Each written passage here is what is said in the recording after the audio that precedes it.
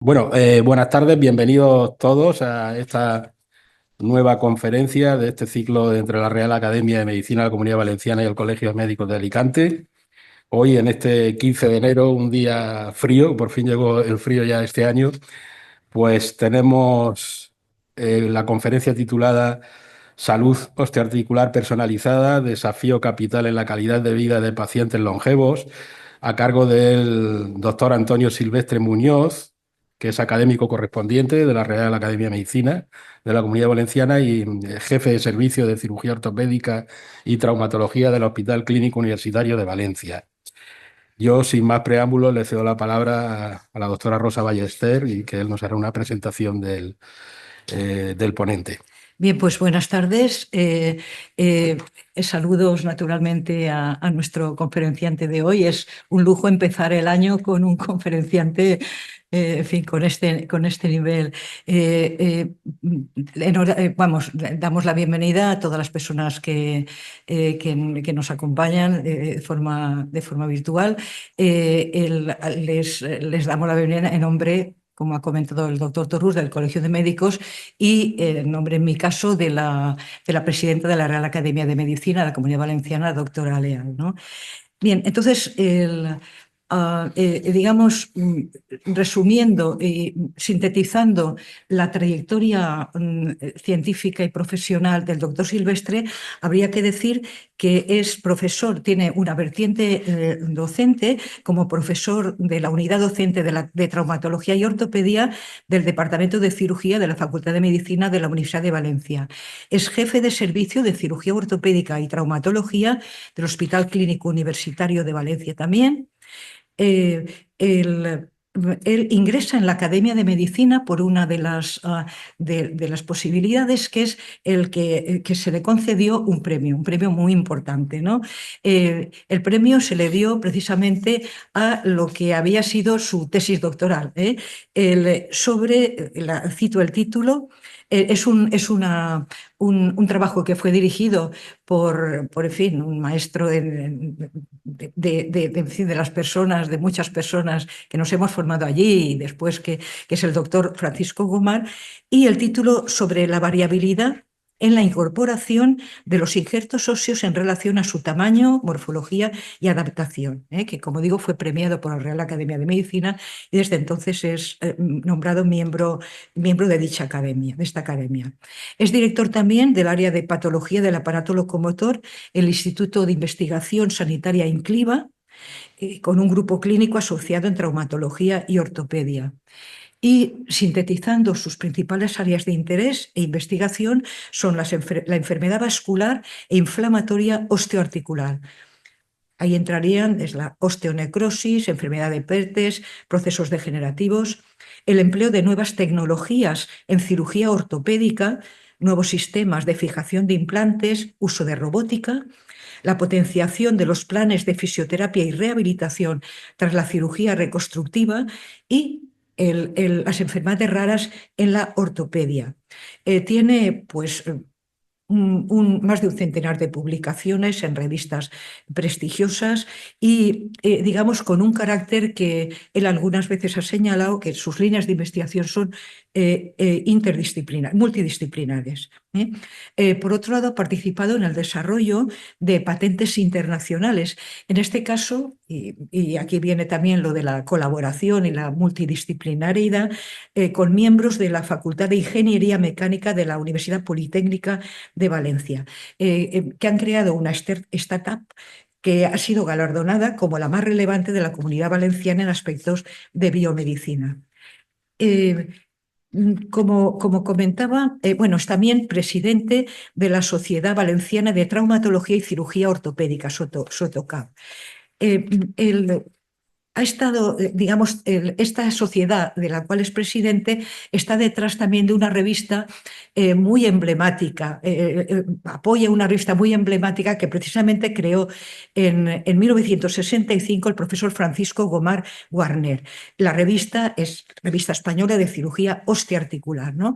Que en aquel momento era una novedad y yo creo que tenía digamos, un planteamiento pues bien interesante, ¿no? Era como el órgano de expresión de la comunidad científica española en esta área, ¿no? Bien, he de decir también que dentro de esta misma área de cirugía osteoarticular, ortopedia, traumatología, pues tenemos académicos. Está por un lado el académico numerario Francisco Gomar Sancho, por otro lado Fernando López Prats y dos colegas nuestros de aquí de Alicante y Alejandro de Lizaur, ¿no? Que también, digamos, forman parte dentro de esta área y dentro de esta cercanía de Alicante de este grupo. Entonces, como comentábamos al principio, pues es para nosotros un honor el tener al doctor Antonio Silvestre con nosotros. Le damos las gracias por ello y le damos la palabra también para que empiece cuando quiera. Muchas gracias por la presentación, doctora Ballester, doctor Torrús. Gracias al Colegio de Médicos de Alicante y, como no, a la Real Academia, pues por permitirme estar aquí con todos y por permitirme, pues, expresar un poco mi visión actual de lo que es la patología del aparato locomotor.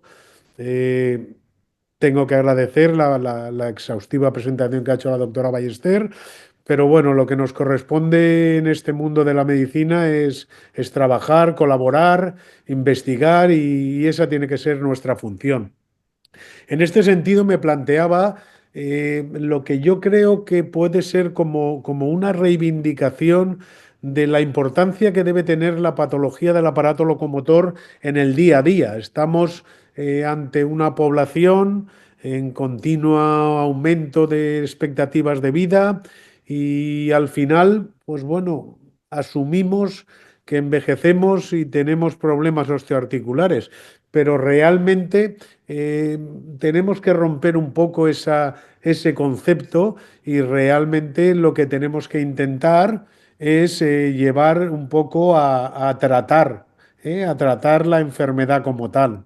Bien, para esto, bueno, hemos preparado esta presentación en la cual vamos a analizar aspectos de la patología osteoarticular. Este sería un poco el esquema de la charla. Hablaremos un poco de lo que es la patología osteoarticular en nuestro medio, yo diría en el medio mío, en el que tengo. ¿Qué hemos hecho? ¿Qué hemos hecho desde el servicio de COT ante estos problemas que hemos encontrado? Cosas que ya inició mi antecesor, el profesor Gomar Sancho, que también miembro de esta Real Academia. Hablaremos un poco de conceptos de algunas de las enfermedades osteoarticulares más prevalentes, como la osteoartritis, y trataremos de dar un enfoque actual a la medicina. No podemos conformarnos con lo que hasta ahora hacemos. Aplicamos tratamientos y tenemos resultados muy variables. Hoy en día sabemos que están de moda las terapias biológicas, pero hay pacientes en los cuales los resultados son espectaculares y en otros no conseguimos el resultado deseado. A partir de ahí, veremos cómo podremos o podemos mejorar estos resultados. Bien, con respecto a la patología osteoarticular, quiero que sepan que prácticamente es el 31,2% de la actividad asistencial en estas áreas sanitarias interdepartamentales que ha creado ahora la Consellería, la que corresponde a Valencia Norte, del Departamento Clínic Malvarrosa. Y prácticamente el 24% de la atención de urgencias en el adulto. Ahí no voy a incorporar, ya que la patología osteoarticular de los niños se basa fundamentalmente en problemas traumáticos, no problemas de carácter enfermedad o de carácter degenerativo, pero prácticamente un cuarto de la asistencia en urgencias corresponde a la patología osteoarticular, siempre, como vemos en la imagen de la derecha, con una pirámide de población. Antonio, disculpa que te interrumpa, es que no estamos viendo la presentación, Bueno, ¿cómo que porque no? parece ser que no la has compartido. A ver, la tenía compartida. Bueno, pues inmediatamente la comparto. Te estamos viendo a ti nada más, pero no la presentación. Lo siento No, porque, no, no. No disculparme, pasa nada, no pasa nada. vamos a ver. Eh, ¿Ahora se ve algo? A ver, un momentito. ¿Ahora vemos algo? No, no, no, no vemos. Compartir. ¿Ahora ya sí? Ahora sí. Ah, vale. Bueno, pues como estaba comentando, el 31, un tercio de la actividad asistencial de nuestro área sanitaria corresponde a patología osteoarticular, con esa población que vemos, población siempre tendente a edades, digamos, superiores a los 50, 55 años. Y bueno, si analizamos qué actores tenemos en toda esta patología osteoarticular, pues realmente tenemos a la parte reumatológica, perdón, a la parte reumatológica, el reumatólogo, médicos de medicina física y rehabilitación, fisioterapeutas, y lo que es la cirugía ortopédica, todo ello, eh, digamos que coordinado desde la atención que presta el médico de atención primaria. Problema primero que encuentro con respecto a, a esta situación. La formación del médico de atención primaria en patología osteoarticular la veo a todas luces insuficiente. Tenemos un programa docente, por lo menos universitario, en la Universidad de Valencia y en alguna más que conozco, que se corresponde a la docencia de patología del aparato locomotor en un semestre, son 6 European Credit Transfer System. Y por supuesto, existe una planificación de rotatorios de médicos de atención primaria y médicos de familia, en la cual generalmente, salvo la voluntad del propio facultativo, no pasan por el problema o por patología del aparato locomotor. Por lo tanto, existe una formación deficitaria con respecto al tratamiento de la patología osteoarticular y podemos decir que el médico de atención primaria dedica el 1% de educación a aprender sobre patología osteoarticular, pero un tercio de sus pacientes tienen esa enfermedad. Y asimismo hay que mejorar en un principio la formación de otros colaboradores de este tratamiento de patología musculoesquelética, haciéndoles ver que es la actividad, que es la terapia, por así decirlo, y el tratamiento activa lo que nos va a dar resultado. Bien, ¿qué hemos hecho por ahora en un principio en la unidad nuestra con respecto a mejorar nuestra atención en patología del aparato locomotor? Bien, pues en un principio, no sé por qué no me pasa ahora esto. Madre mía, vamos a ver por qué no me pasa, por Dios. Compartir, no. Aquí no sé qué acabo de hacer. Bueno, a partir de ahí tenemos que tener. ¿Me estáis viendo ahora bien o no? ¿Sí? ¿Veis? ¿Pero veis la presentación? Tenemos una diapositiva. ¿No veis las diapositivas o sí? Sí, espera que no sé, Sí, el que sí, no las ve ahora soy yo, no la sé por estamos qué. viendo, la estamos viendo, ¿eh? La estamos viendo, lo que no la Sí. veo ahora soy yo. No sé por qué, pero no las estoy viendo, ahora no sé el motivo. A ver, pues ahora el que no la veo soy yo.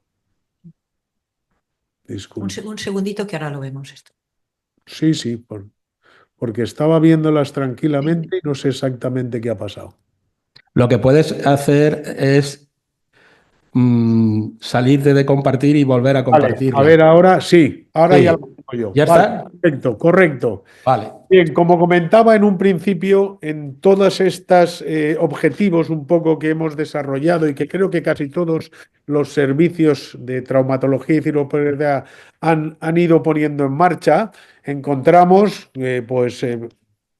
digamos, actividades de formación continua de personal de atención primaria. Esto ya lo puso en marcha, como comentaba el profesor Gomar Sancho, en busca y en aras de buscar una mayor calidad en la atención al paciente. Bueno, y como tal hemos creado escuelas del hombro, escuelas de la espalda, escuelas de la cadera, precisamente con la finalidad, en un principio, de conseguir no solo mejorar la formación de todos los actores de esta atención, de esta patología, sino también para enseñar un poco al propio paciente a conocerse a sí mismo y a ser capaz de autocuidarse, por así decirlo. Bien, estas escuelas de formación pues tienen desde el punto de vista gráfico mucha información de posturas a adoptar, movimientos que deben recuperar, dónde encuentra la patología el paciente, cómo debe actuar en su vida cotidiana, en su vida laboral, qué deportes debe dejar de hacer, o no son recomendables para la escuela del hombro, por ejemplo, que es la que vemos, y a partir de ahí se le van incorporando una serie de actividades y ejercicios desde el punto de vista de la decoaptación, ejercicios proprioceptivos, de movilidad para ir ganando rango de movilidad y en sesiones posteriores tanto ejercicios de fortalecimiento como ejercicios de estiramiento.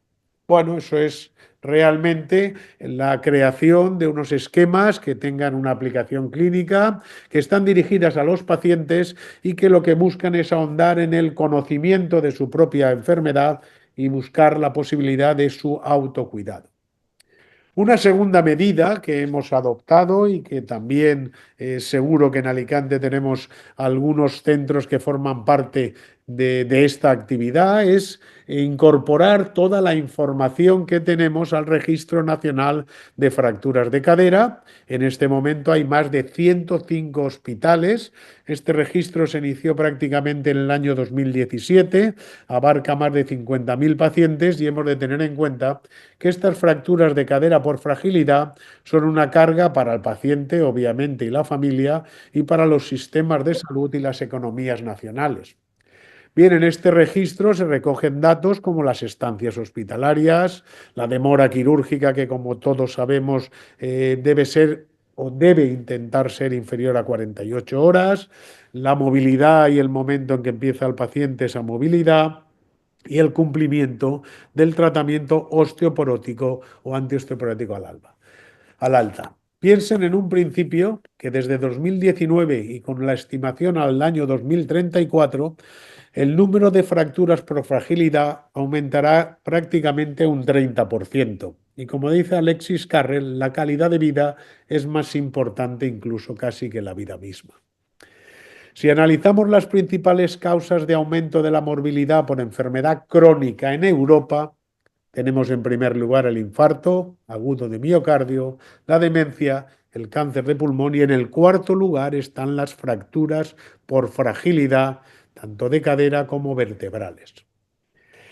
Esas fracturas tienen un coste medio de unos casi 10.000 euros, 9.690, teniendo en cuenta que la primera hospitalización viene a tener un coste de 7.000 euros.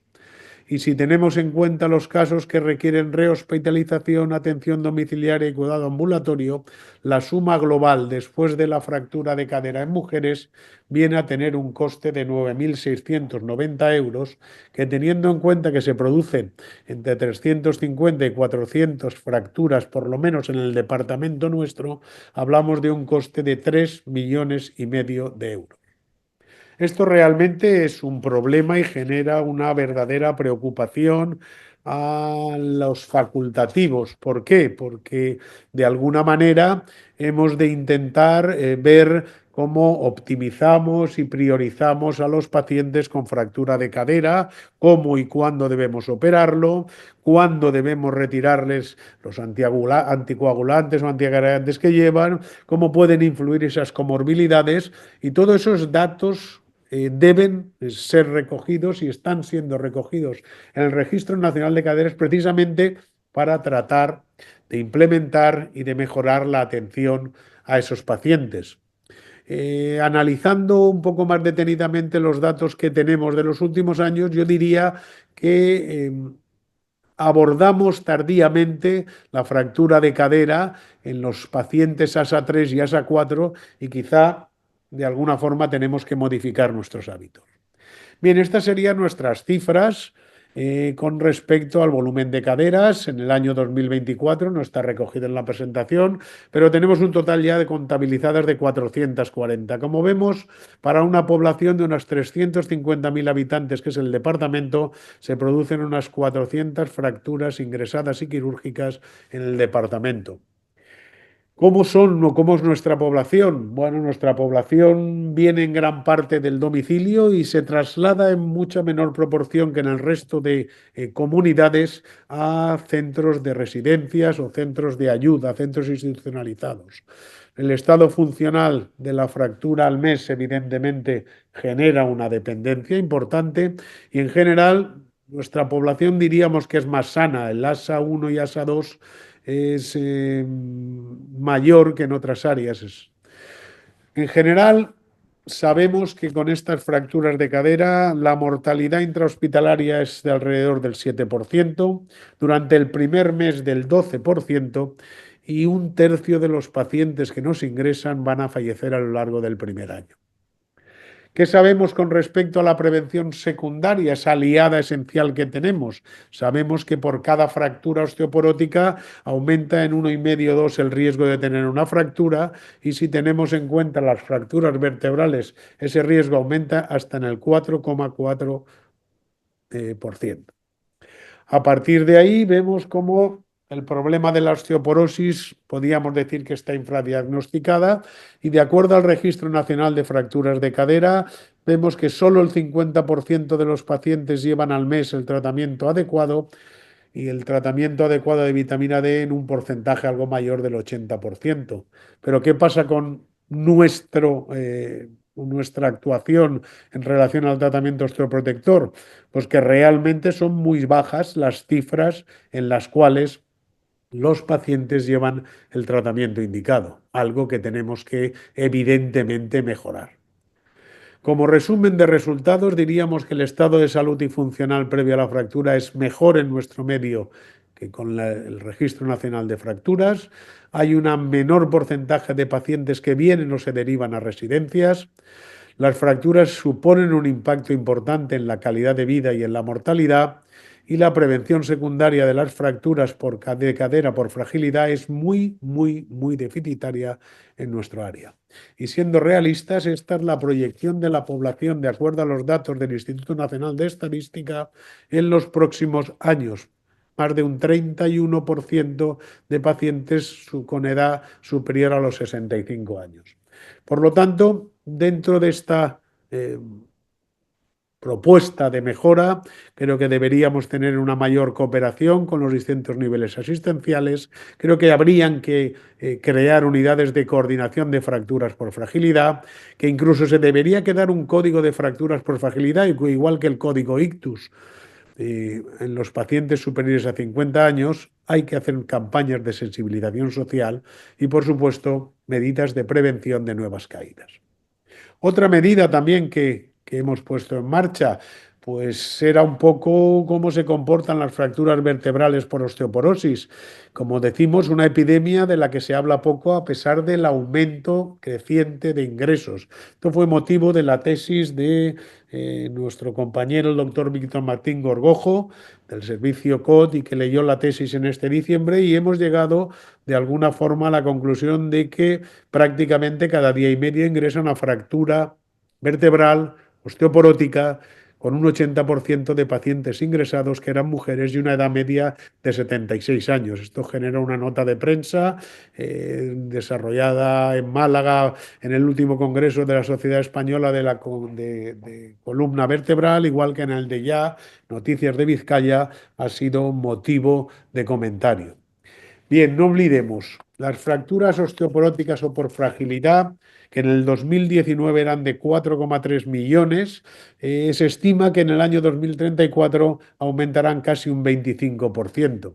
Y esto supone un gasto anual directo en fracturas vertebrales osteoporóticas en Europa, Canadá y Estados Unidos de entre 6 y 7 billones de dólares americanos. No debemos olvidar que las fracturas osteoporóticas han incrementado casi un 30% el coste total desde el año 2010 al 2020. Bien, todo esto nos permitió también hacer una propuesta de manejo diagnóstico, terapéutico, sobre todo a aquellos pacientes que acudían a urgencias con un dolor de esqueleto axial y sospechábamos unas fracturas vertebrales osteoporóticas, y desde el servicio de urgencias hemos tratado de mejorar, personalizar, dirigir, individualizar las pautas diagnósticas y terapéuticas de estos pacientes. Por supuesto, también dentro de la actividad hemos puesto en marcha pues, el uso de nuevos materiales, oxinium, cerámica, titanio reticulado, tantalio. Hemos puesto en marcha los sistemas de guías personalizadas e incluso el uso de la navegación para la colocación de implantes. Hemos desarrollado, gracias a la colaboración del INCLIVA, pues la posibilidad de hacer modelos impresos a partir de los archivos DICOM y por un procesado permitir en un principio hacer tratamiento de patologías complejas como la patología de la pelvis, la patología tumoral. Pusimos en marcha también la cirugía robótica, esa fue la noticia que salió en Apunt pues hace ya unos 2 años cuando empezamos a utilizar la cirugía robótica para ser más precisos, más exactos,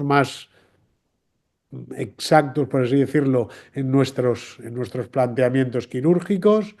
Y no hemos puesto todavía en marcha el desarrollo de prótesis sí que realmente totalmente customizadas o personalizadas, quizá también un poco por el coste que tienen este tipo de implantes. Hemos hecho todo eso dentro de la medicina de precisión en la clínica diaria, pero como una medicina reparativa, reconstructiva, pero no una medicina regenerativa, que es yo creo el paso que tiene que dar el tratamiento y el enfoque de la patología del aparato locomotor. Quizá también porque, bueno, mi especialidad, la cirugía ortopédica, es una especialidad relativamente joven, segregada de la cirugía general allá por los años 70, cuando un intuitivo y clarividente profesor Gomar Warner le dio carácter de alguna forma universitaria, creando la primera cátedra de cirugía ortopédica en España. Bien, como adendum, hablemos un poco de lo que es la osteoartritis, que quizás sea la enfermedad más prevalente dentro de la patología del aparato locomotor.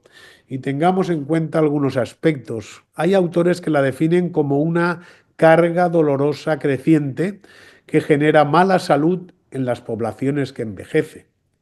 El 33,6% de las consultas de un centro de salud urbano son de problemas osteoarticulares y en concreto el más habitual de la osteoartritis. Pacientes que van a necesitar tratamiento, gastroprotección, infiltraciones, exploraciones complementarias. De las 4 millones de bajas laborales que se estiman que hay en el país, un 40% se deben a patología del aparato locomotor.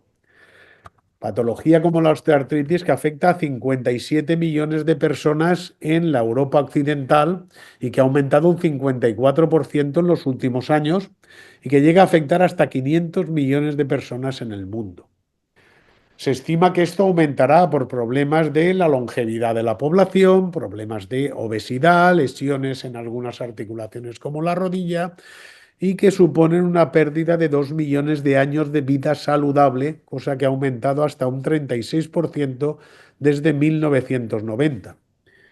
Y que, por supuesto, como pueden imaginarse, condiciona limitaciones para la vida laboral, para la vida cotidiana, incluso para la vida social. Hemos de pensar cosas que a lo mejor durante nuestra vida activa consideramos banales o de menor importancia, como es ir a recoger los nietos a las personas, a los abuelos, y de convivir ese rato en el que los nietos salen del colegio, pues pueden verse mermadas por esta enfermedad osteoarticular, esta osteoartritis.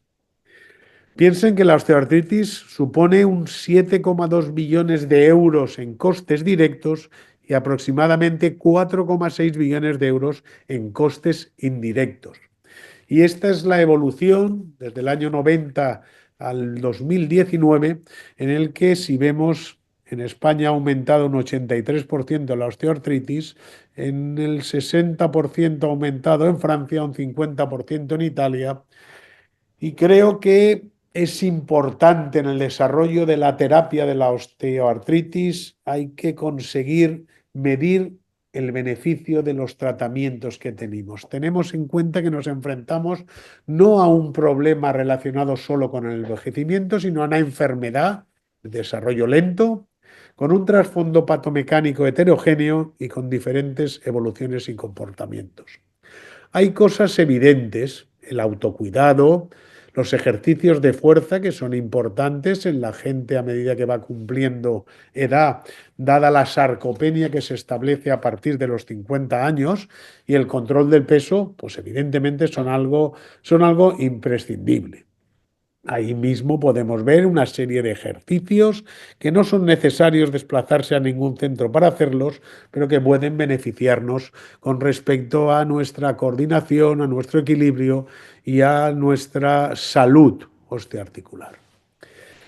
No obstante, hemos de pensar que la osteoartritis no mata, evidentemente, pero sí que aumenta el riesgo de mortalidad porque hay un 55% de aumento de enfermedad cardiovascular.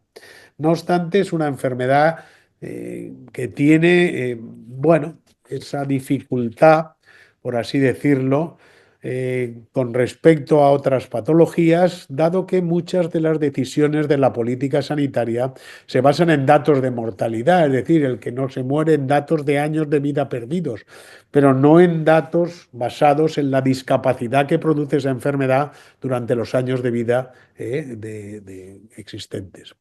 Pensemos que hay muchos pacientes no contentos con el tratamiento, hay muchos pacientes con mala respuesta al tratamiento, hay mucha variabilidad en los resultados y en los tratamientos aplicados y muchas de estas situaciones con dolor crónico, con insomnio, con intranquilidad, generan depresión, ansiedad y por supuesto cuando hay un deterioro físico supone un incremento de problemas cardiovasculares.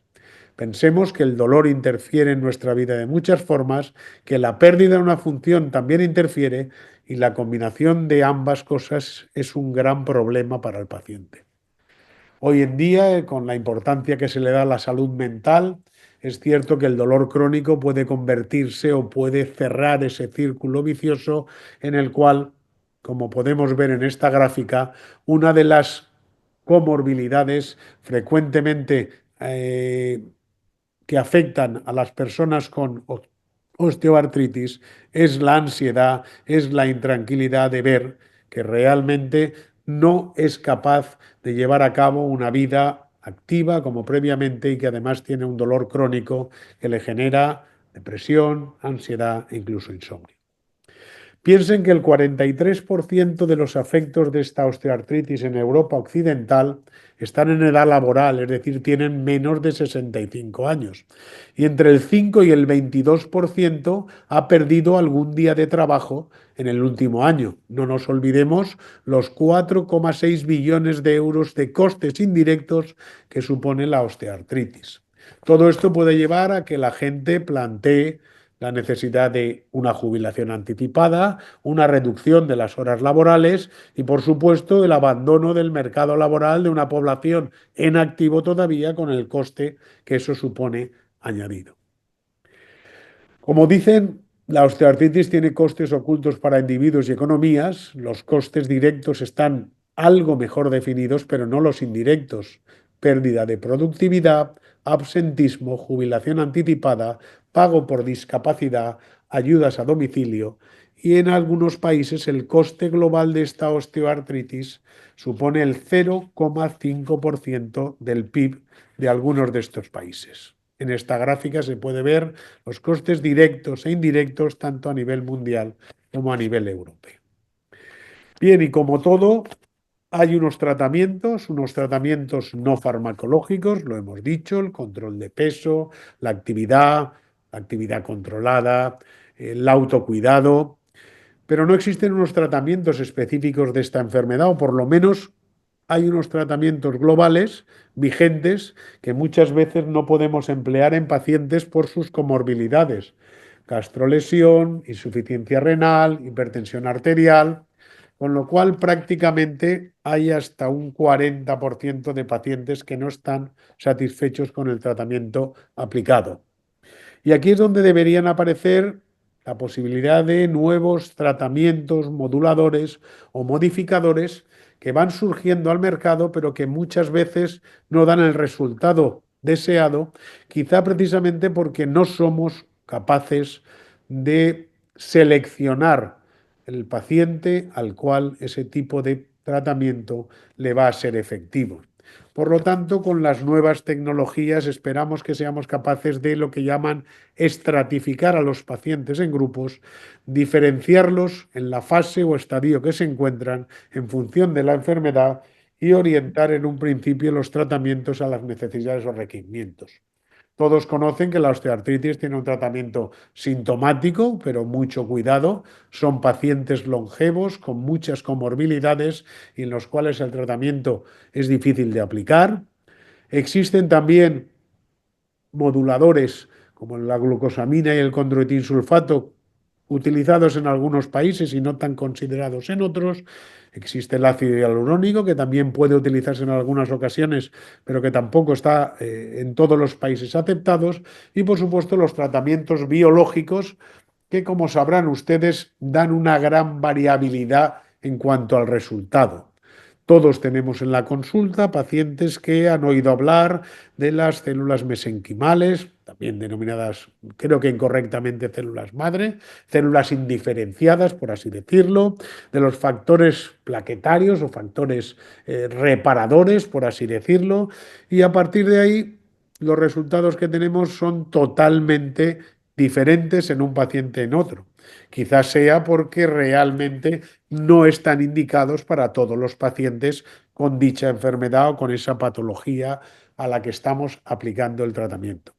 Finalmente, la última opción terapéutica, todos la conocen, es la cirugía reconstructiva, la cirugía protésica. Aquí tenemos poco la incidencia y las tasas de implantación de las distintas prótesis de cadera y rodilla, que son las más empleadas, así como los tiempos muchas veces de espera, que dependen un poco también del sistema sanitario que se utilice. Pero fíjense, hay una cuarta parte de prótesis de rodilla que no están satisfechos con el resultado. Alegan dolor crónico, alegan molestias o alegan no llegar a tener o no cumplir las expectativas que tenían cuando iban a operarse. Bueno, en un ejercicio más deberíamos ser capaces de identificar qué pacientes van a beneficiarse precisamente de esa cirugía protésica y cuáles no. Y para eso yo creo que es donde está esta medicina personalizada y de precisión. Por lo tanto, como resumen, yo de este apartado sobre la osteoartritis habría que cambiar un poco la idea de que la osteoartritis no es un proceso natural de envejecimiento, es una enfermedad. Es cierto que no mata y es cierto que siempre la consideramos algo ligado a nuestro proceso de envejecimiento, el aging que llaman. Habría que conseguir una mayor financiación, pero bueno, como he dicho, las políticas sanitarias generalmente, digamos que tienen no solo en cuenta, pero sí más en cuenta aquellas enfermedades que, por así decirlo, provocan mortalidad, competencias con enfermedades que incrementan mortalidad. Piensen que las lesiones musculoesqueléticas provocan hasta el 11,5% de discapacidad ajustada por años de vida, pero solamente reciben el 4,5% de fondos dedicados a la investigación. Por lo tanto, debemos seguir peleando y luchando, buscando tratamientos que modifiquen la enfermedad, sistemas de diagnóstico precoz, sistemas que nos permitan conocer la progresión y el pronóstico de esta enfermedad y sus factores de riesgo. Hasta la fecha, la osteoartritis no ha formado parte del Plan Global de Prevención y Control de Enfermedades No Declarables, y en esta década del envejecimiento saludable que han establecido la OMS y la ONU entre el 21 y el 30, para que los mayores puedan llevar a cabo lo que les aporta valor, hemos de tener en cuenta que la osteoartritis condiciona un parámetro fundamental, que es la independencia, la autonomía, la movilidad. Con los años parece que la edad de jubilación se va a demorar o a retrasar, lo cual generará más personas con osteoartritis en edad laboral y lo cual generará gastos indirectos por bajas. Piensen que 3 de cada 5 trabajadores en Estados Unidos tienen enfermedades musculoesqueléticas. Bien, y para concluir, ¿qué podemos hacer? ¿Cómo podemos mejorar y aplicar una medicina más acorde a los tiempos que tenemos, sobre todo con la patología osteoarticular? Bien, el objetivo de esa medicina personalizada es buscar un tratamiento adecuado a las características individuales de cada paciente. Esto es algo que está en el día a día actual y que tiene en cuenta la variabilidad individual, en cuanto a genes, entorno y estilo de vida. Esto lo que tenemos que conseguir es crear subpoblaciones que se puedan beneficiar de tratamientos o de medidas preventivas y evitar gastos innecesarios y efectos adversos. Y yo creo que esta imagen de la derecha lo ejemplifica todo. Tenemos un grupo de población, las vemos pintadas en distintos colores, un azul más claro, más oscuro, un negro, y a la izquierda vemos un tratamiento único, lo que hacemos hasta ahora, es decir, me duele una articulación, tómese un antiinflamatorio, si no le pincho un corticoide y al final si no pruebo sin hacer mayor analítica y si no responde a todo eso, pues le pondré una prótesis. Bueno, yo creo que debemos afinar algo más. Creo que debemos ayudarnos con un diagnóstico, con análisis genético, con biomarcadores, con estilo de vida, y eso nos permitirá fragmentar esa población en grupos y de alguna manera seleccionar el tratamiento para cada uno de ellos. Eso nos evitará efectos adversos, eso nos dará una mayor eficacia y nos evitará un poco pues utilizar tratamientos costosos e innecesarios. Por lo tanto, lo que tratamos de alguna manera es hacer un diagnóstico precoz de la enfermedad, por supuesto, y como se dice modernamente, customizar, hacer un traje a medida, tratar de buscar el tratamiento idóneo para ese paciente y para asegurarnos que recibe el tratamiento más seguro y apropiado. De eso ya hay algo publicado, hay algo escrito. Los sujetos con anticuerpos anticitrulinados pues tienen una mejor respuesta al rituximab, al abatacept, pues en pacientes que tienen enfermedad osteoarticular. El osmucoide 2 pues parece que da una mejor respuesta al condroitin sulfato y la glucosamina en las artrosis de rodilla. Bueno, esto nos evitaría en algunos pacientes tener que recurrir a antiinflamatorios con los efectos secundarios que ellos tienen.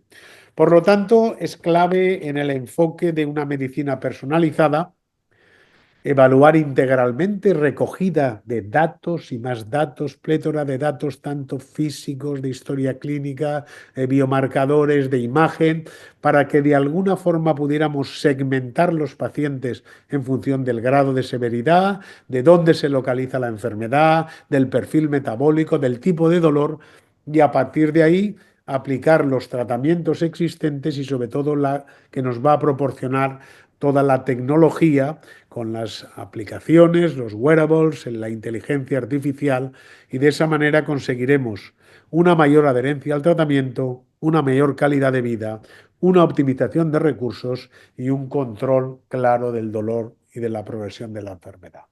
Piensen que la enfermedad osteoarticular puede afectar al cartílago, pero también afecta a lo que forma parte de la articulación, el hueso, los ligamentos, los meniscos en las articulaciones que tienen, y hay que adaptar el tratamiento a los síntomas, a la severidad, al estilo de vida y a las preferencias que tengamos a considerar. Por lo tanto, tratamientos van apareciendo muchos más, van incorporándose los biológicos, van incorporándose los tratamientos regenerativos, y todo esto nos obligará de alguna forma a seleccionar y a subdividir a la población que estamos tratando. Por lo tanto, el ajustar el plan terapéutico, algo que no es ni mucho menos estático, lo vamos a ir haciendo y lo tenemos que intentar desarrollar a partir de las experiencias del propio paciente, lo que llamamos PROMs, y a partir de los que llamamos los wearables, que son sistemas que nos permiten monitorizar la actividad, que nos dan información en tiempo real y que es lo que nos aporta la telemedicina. Todos llevamos o tenemos pulseras que nos miden los pasos, relojes que nos miden frecuencia cardíaca, que nos controlan el sueño, que nos indican la actividad. Hay incluso guantes que controlan la función de la mano, ropa que controla circulación, edema, etcétera.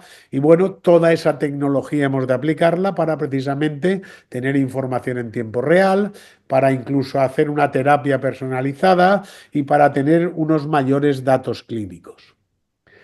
Es cierto que eso genera un exceso de datos y que requiere un uso continuado de todos estos dispositivos, por supuesto, con el coste añadido que tiene. Pero hoy en día también tenemos otra forma de segregar o de estratificar esos pacientes y son los biomarcadores, biomarcadores que hay de diagnóstico, de pronóstico, de respuesta al tratamiento, de susceptibilidad y ahí tenemos algunos. Biomarcadores de destrucción de cartílago, de formación ósea, de carácter inflamatorio.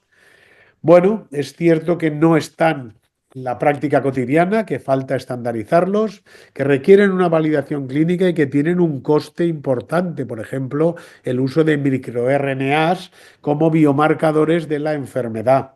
Pero es algo que nos va a permitir y nos va a ser muy útil a la hora de hacer diagnósticos precoces, a la hora de valorar tratamientos y a la hora de investigar nuevas dianas terapéuticas de la enfermedad osteoarticular. Algo importante también es que hasta la fecha siempre diagnosticamos las enfermedades extraarticulares generalmente en base a un estudio radiográfico, pero un mayor uso y un mejor uso de la resonancia nos va a permitir detectar lesiones donde aparentemente la radiología no llega a informarnos. Y esto nos permite hacer incluso una clasificación de los pacientes en función de la resonancia magnética que tengan, con lo cual tendríamos una evaluación integral del paciente, una monitorización de la progresión de enfermedad, una mejor evaluación del motivo del dolor, y esto nos llevará a globalmente poder segmentar pacientes con enfermedad osteoarticular en función de la clínica, en función del fenotipo de patología que tiene, enfermedad más inflamatoria, metabólica, mecánica, genética. Los biomarcadores nos ayudarán a valorar y a evaluar qué es lo que realmente está sufriendo un proceso de destrucción y etcétera, etcétera, etcétera, imágenes médicas, comorbilidades, todo esto es de gran importancia hoy en día al enfrentarse a la enfermedad con patología del aparato locomotor. Por supuesto, el uso de algoritmos de inteligencia artificial, el machine learning, nos va a proporcionar un gran volumen de datos que nos va a permitir patrones ocultos y segmentación adecuada de grupos y, por supuesto, ser más exactos y más precisos en cuanto al tratamiento que aplicamos. Bien, hemos puesto de manifiesto que la segmentación es fundamental en toda la patología osteoarticular, sobre todo porque tendremos terapias más efectivas, optimizaremos los recursos, podremos hacer investigación clínica y sobre todo por lo que decía previamente, hay una serie de tratamientos que estamos utilizando indiscriminadamente en la enfermedad osteoarticular, el PRP, células mesenquimales, factores de crecimiento, y que realmente no tenemos los resultados esperados.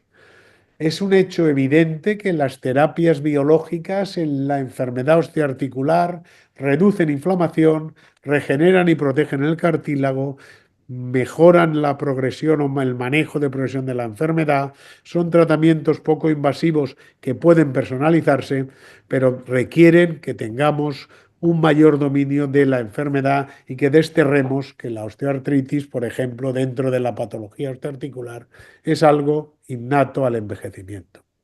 Para concluir, necesitamos la concurrencia de una serie de, digamos, campos de especialización, es decir, necesitamos la coordinación de aspectos clínicos, aspectos de imágenes analizados mediante inteligencia artificial, aspectos bioanalíticos, epidemiológicos, aspectos de desarrollo de fármacos, epigenética, y con toda esta plétora de datos podremos desarrollar estrategias tangibles en el tratamiento de la enfermedad osteoarticular. ¿Qué esperamos conseguir? Pues bueno, para finalizar, yo creo que lo que tenemos que conseguir son modelos que basados en la inteligencia artificial, por supuesto, con todos los sesgos que en ocasiones también hay que tener cuidado con el uso de esa inteligencia artificial, nos permitan separar segregar la población por fenotipos y endotipos que se van a beneficiar de unos tratamientos específicos y que cada fenotipo tenga un tratamiento adecuado e individualizado en cada uno de los casos. Por otra parte, tendremos que tener también medidas para evaluar, para medir los resultados que tenemos y para predecir la progresión de la enfermedad. Finalmente, tenemos que también tener, y nos lo va a permitir esa medicina más personalizada, tener forma, herramientas de tomar decisiones basadas en unos modelos. Tengo un modelo previo que en estos casos me va a dar un resultado, con lo cual me baso, tengo la suficiente consistencia en los resultados que he tenido previamente para garantizar, para asegurar que este tratamiento es el adecuado, el idóneo para este tipo de pacientes. Y por supuesto, esto nos va a permitir tener plataformas con gran cantidad de datos, con plétora de datos, que nos permitan hacer una colaboración eficiente en el tratamiento de estos pacientes. Y nada más, yo insistir en desterrar que la enfermedad osteoarticular es algo innato, como seguimos pensando, a nuestro envejecimiento y que debemos esforzarnos por conseguir un tratamiento más personal, más individual, más preciso en la patología osteoarticular. Nada más, muchas gracias.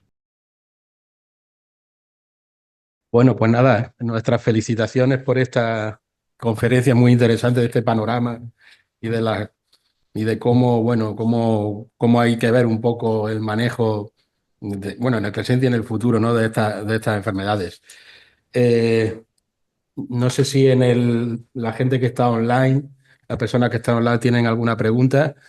No veo en el chat de momento ninguna, así que a mí sí se me han ocurrido un par de cosas escuchando la conferencia y una se me ha ocurrido casi nada más empezar, porque con respecto a la docencia en el grado de medicina, pues de lo que sería la traumatología, la cirugía ortopédica. Y entonces yo tengo un recuerdo de, como, claro, yo estudié medicina entre los años 83 y 89, ¿no? Pero tengo un recuerdo horroroso de esta asignatura y creo que muchos compañeros coincidirían conmigo. Nosotros la teníamos en quinto de medicina, donde también estaba la medicina legal y la toxicología. Y recuerdo que aquel examen fue una tortura porque la asignatura era muy extensa, pero muy mal enfocada desde mi punto de vista. Por eso yo quiero preguntar ahora cómo es la cosa, ¿no? ¿Cómo es esto? Porque es que yo recuerdo esa asignatura, o lo que por lo menos se me ha quedado, era la descripción de muchísimos tipos de fracturas, de muchas técnicas quirúrgicas, pero no de algo que se pudiese aplicar, digamos, bueno, en realidad éramos estudiantes que íbamos a ser médicos generales, ¿no? Y que pudiese enfocar a la práctica. ¿Cómo es esto ahora mismo? Bueno, afortunadamente, vamos a ver, eso, la especialidad, la disciplina ha cambiado y es cierto que a pesar de que sigue siendo muy densa, porque yo lo advierto a los alumnos al principio, en el semestre, toda la información que se les tiene que dar, tanto por parte de reumatología como por nuestra parte, la verdad es que es amplia. Pero como he insistido, es un tercio de la actividad del médico de atención primaria.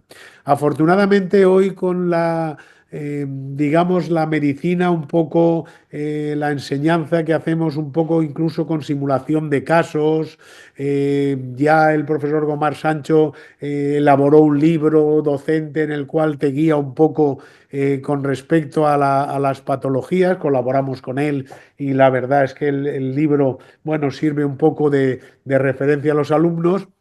Pero sigue siendo una asignatura amplia y dura, ¿eh? Yo también la estudié por una época similar a la tuya, doctor Torrus, y yo recuerdo aquello, era una disciplina que tenía un grado de densidad alto.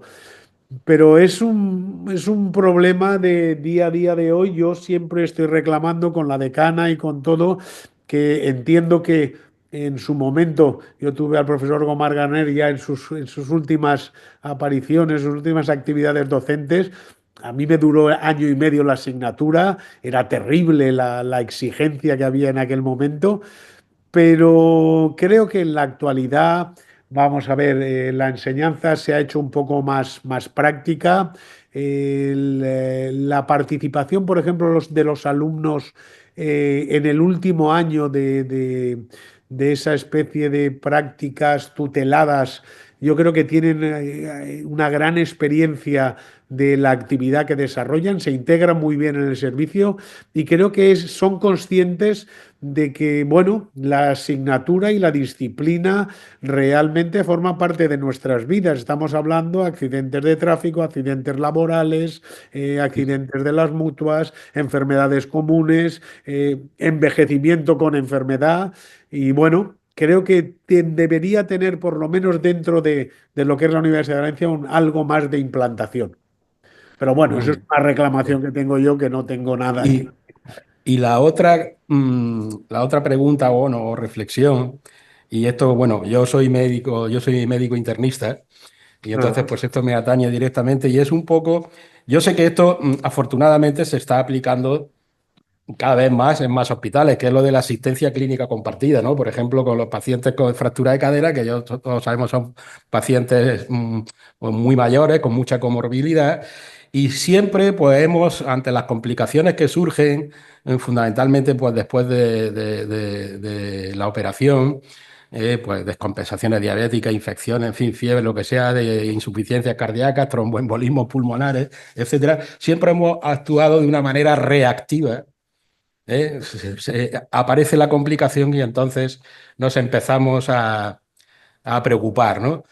Y entonces hablo del tema de la asistencia clínica compartida, ¿no? Que yo creo que eso mejoraría muchísimo la calidad en la atención de estos pacientes y que probablemente bueno, pues hay que pagar más salario porque habría que aumentar personal facultativo de medicina interna, pero probablemente a la larga y haciendo cuentas, probablemente se ahorraría. ¿Qué es lo que opina?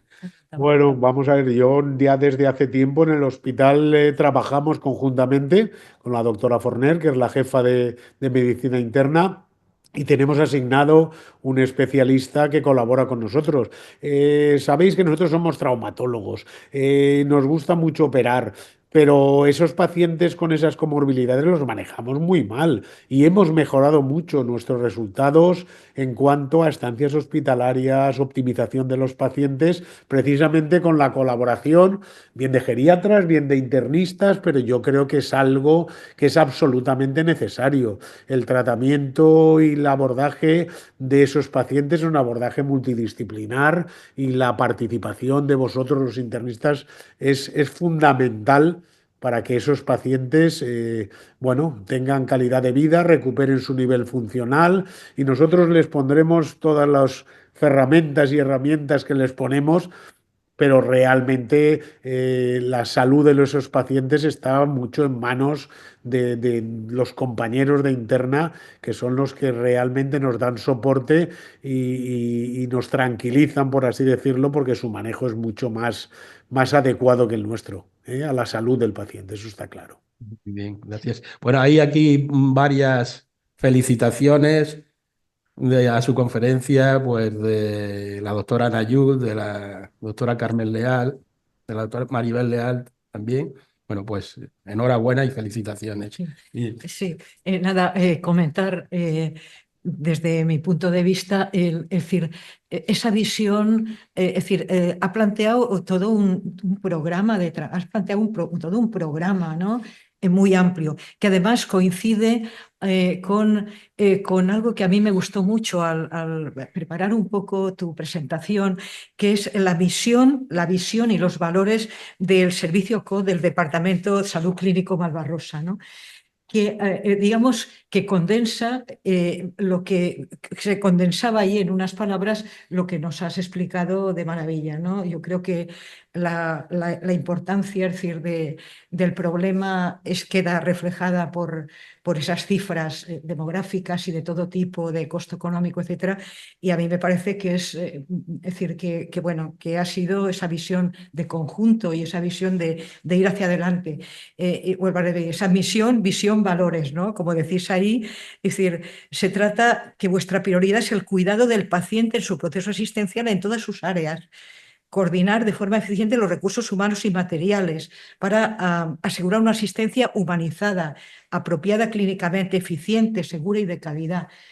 No puedo más que, en fin, mostrar mi admiración por vuestro trabajo y poco más, ¿eh? Y como Muchas decía el doctor Torrús, bueno, pues tenemos muchas felicitaciones de distintos miembros, vamos, las personas que nos están viendo. Y bueno, pues si quieres añadir algo más, podemos. No tenemos una pregunta con preguntas concretas, no tenemos, pero ha sido, digamos, una lluvia digamos, de felicitaciones, ¿eh? Muchas Entonces, gracias. Antonio Silvestre, si quieres comentar alguna cosa.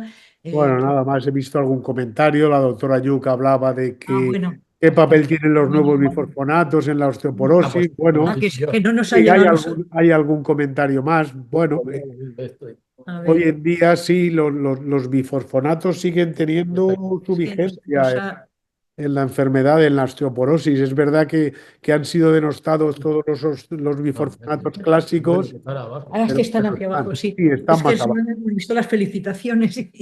Claro, vale. Vale. Sí, es algo que tenemos que hacer desde el departamento y que lo estamos intentando, haciendo una unidad de metabolismo óseo para mejorar nuestras cifras, porque realmente, como os he mostrado, los tratamientos son muy inferiores a los que hay en otras partes de la comunidad. Bueno, habrá que ir poco a poco concienciando a los distintos actores de esta atención del paciente osteoarticular y a partir de ahí, pues bueno, van surgiendo nuevos tratamientos con expectativas bueno, de combatir estos problemas de aparato locomotor que tenemos.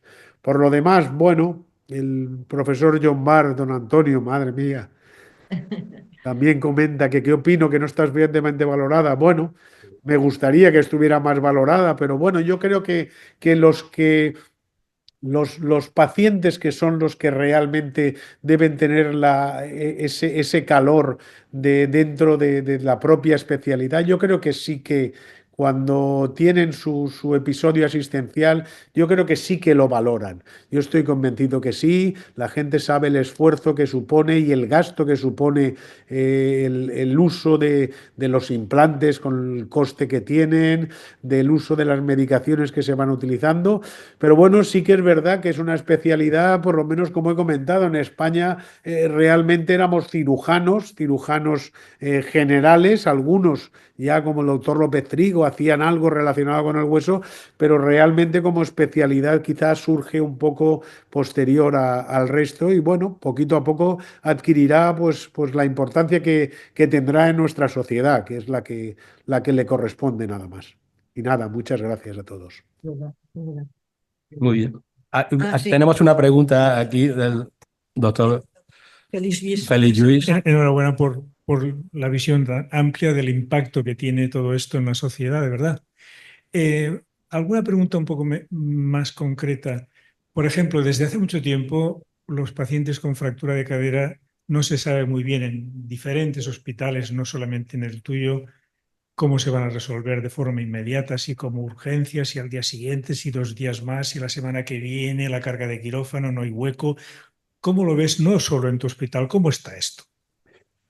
Pues hombre, si nos atenemos al Registro Nacional de Caderas, que nos da información de muchos hospitales, todavía está en fase de resolución. Hay siempre algún, llamémosle conflicto que es relativo, pero es verdad que son pacientes polimedicados con muchas comorbilidades, en los cuales el anestesiólogo también tiene sus, por así decirlo, opiniones respecto al momento, al tipo de anestesia que emplear, tienen miedo de los problemas que pudieran tener las anestesias neuroaxiales y muchas veces, pues con la preferencia que tienen por ese tipo de anestesia frente a la general, pues demoran algunas de esas intervenciones. Afortunadamente, en el clínico estamos consiguiendo hacer la cirugía, por así decirlo, de urgencias. Es verdad, y desde aquí tengo que que dar las gracias al servicio de anestesiología del profesor Badenes, que colabora precisamente en que demos resultado, demos solución a los pacientes. Por dos motivos. Una, porque se ha demostrado que el paciente debe resolverse, si es posible, en las primeras 48 horas. Y otra, porque eso supone que nos evita el ocupar gran parte de los quirófanos programados con cirugía de urgencia. Es decir, aquellos pacientes que antiguamente ingresaban, se optimizaban, pues habría que buscarles quirófanos. Hoy en día, en el propio servicio de urgencias, sobre todo lo que requiere cirugía, por así decirlo, mínimamente invasiva, no hablamos de implantes, de prótesis, pero sí de sistemas como los clavos cérvico-cefálicos, prácticamente los resolvemos todos o casi todos el día que llegan a la mañana siguiente. Y eso la verdad es que desahoga mucho el servicio y nos permite llevar a cabo la cirugía programada sin complicaciones. Y esa En es la otro, diferencia que tienen todos, casi todos los hospitales, o deberían tenerla. en otro orden del mismo problema, creo que has dicho que el 80% de los pacientes con fractura de cadera son mujeres, creo que has dicho. No, de las fracturas vertebrales creo que era el Ah, 80%. Las vertebrales. fracturas vertebrales, Bueno, muchas que pero, ni se diagnostican o acuden a urgencias 3 veces con dolor de espalda sin hacerles caso a veces, desafortunadamente. pero bueno, la pregunta va dirigida a la osteoporosis. Si Sí. hay tanta mujer, ¿qué parte de obligación o de responsabilidad tiene primaria? ¿Qué parte tiene ginecología en mantener un buen estado de no osteoporosis en mujeres? Siempre, esa es una buena pregunta. Vamos a ver, parte de implicación tenemos que tener todos, porque realmente es algo absolutamente necesario y es algo que requiere que lo tengamos en cuenta. Por supuesto, nosotros siempre achacamos a que el paciente intentamos que se vaya de alta y que después a veces, pues con esas guerras que hay absurdas que yo creo que hay que resolver cuanto antes entre primaria, tiene que hacer el seguimiento, tiene que hacerlo especializada. Unos y otros yo creo que hay que mejorar. Por eso quiero hacer, y si están haciendo, grupos de trabajo con primaria, con reumatología, con rehabilitación. ¿Para qué? Para hacer quizá un área de aparato locomotor y que entre todos mejoremos de alguna forma el tratamiento que deberían llevar esos pacientes, incluso ginecología, por supuesto, como has hecho ver. Entonces yo creo que requiere una coordinación y un trabajo multidisciplinar, porque estamos viendo y hemos visto que tenemos muy malos, digamos, números en cuanto al tratamiento de la osteoporosis, eso es verdad. Y por último, la carga que digamos, la epidemia de obesidad o el creciente aumento de obesidad en la población, incluso la población avanzada también, tiene sobre la enfermedad osteoarticular o sobre los problemas del aparato locomotor, eso está medido bien porque es muy importante, es más importante que otros factores. ¿Cómo va la cosa? Hombre, es muy importante la salud en general. Todos sabemos que la obesidad y la epidemia de la obesidad a nivel general perjudica nuestra salud. Ya no digo en aspectos como la tensión, el colesterol, etcétera, pero evidentemente el sobrepeso, sobre todo en articulaciones que con gran frecuencia sufren deterioro osteoarticular, rodillas, caderas. El control ponderal es algo, es una medida de las imprescindibles. Después los tratamientos veremos cuáles son más beneficiosos u otros, pero por supuesto el sobrepeso en articulaciones de carga no nos lleva a nada, evidentemente. Muchas gracias. Bueno, pues muchas gracias.